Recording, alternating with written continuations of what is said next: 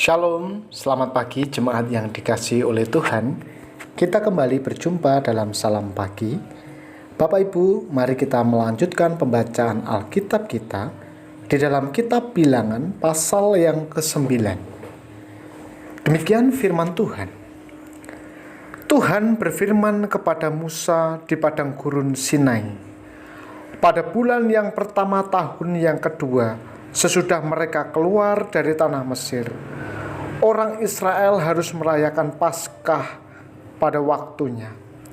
Pada hari yang ke-14 bulan ini, pada waktu senja, haruslah kamu merayakannya pada waktu yang ditetapkan.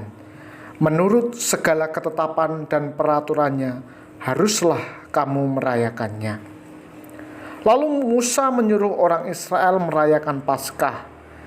Maka mereka merayakan Paskah pada bulan yang pertama. Pada hari yang ke-14 bulan itu, pada waktu senja di padang gurun Sinai, tepat seperti yang diperintahkan Tuhan kepada Musa. Demikianlah dilakukan orang Israel.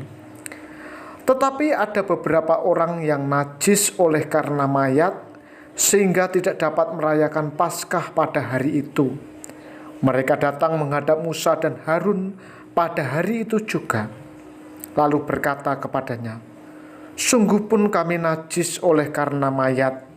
Dengan dasar apakah kami dicegah mempersembahkan persembahan bagi Tuhan di tengah-tengah orang Israel pada waktu yang ditetapkan?" Lalu jawab Musa kepada mereka, "Tunggulah dahulu, aku hendak mendengar apa yang akan diperintahkan Tuhan mengenai kamu." Lalu berfirmanlah Tuhan kepada Musa, "Katakanlah kepada orang Israel, apabila salah seorang di antara kamu atau keturunanmu najis oleh karena mayat, atau berada dalam perjalanan jauh, maka ia harus juga merayakan Paskah bagi Tuhan. Pada bulan yang kedua, pada hari yang ke-14, pada waktu senja, haruslah orang-orang itu merayakannya, beserta roti yang tidak beragi dan sayur pahit haruslah mereka memakannya. Janganlah mereka meninggalkan sebagian daripadanya sampai pagi, dan satu tulang pun tidak boleh dipatahkan mereka. Menurut segala ketetapan Paskah haruslah mereka merayakannya. Sebaliknya, orang yang tidak najis dan tidak dalam perjalanan tetapi lalai merayakan Paskah, orang itu harus dilenyapkan dari antara orang-orang sebangsanya, sebab ia tidak mempersembahkan persembahan yang kepada Tuhan pada waktunya. Orang itu akan menanggung akibat dosanya.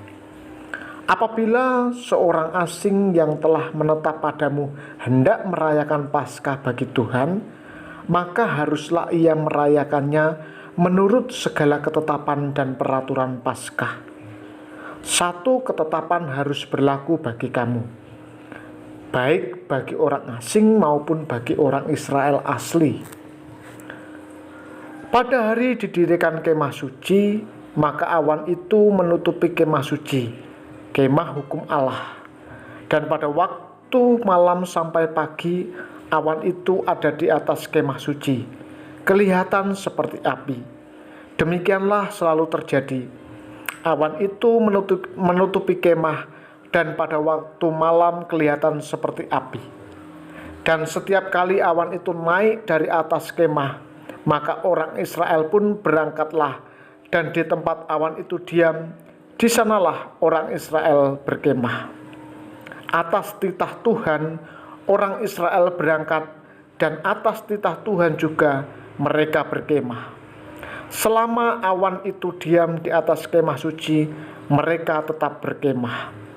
Apabila awan itu lama tinggal di atas kemah suci, maka orang Israel memelihara kewajibannya kepada Tuhan, dan tidaklah mereka berangkat.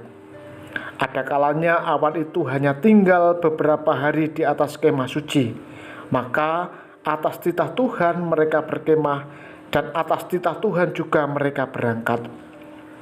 Ada kalanya awan itu tinggal dari petang sampai pagi.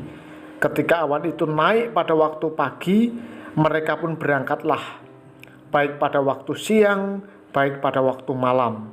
Apabila awan itu naik, mereka pun berangkatlah.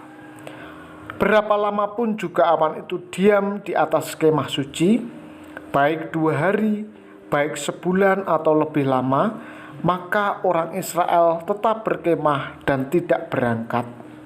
Tetapi apabila awan itu naik, barulah mereka berangkat. Atas titah Tuhan mereka berkemah, dan atas titah Tuhan juga mereka berangkat.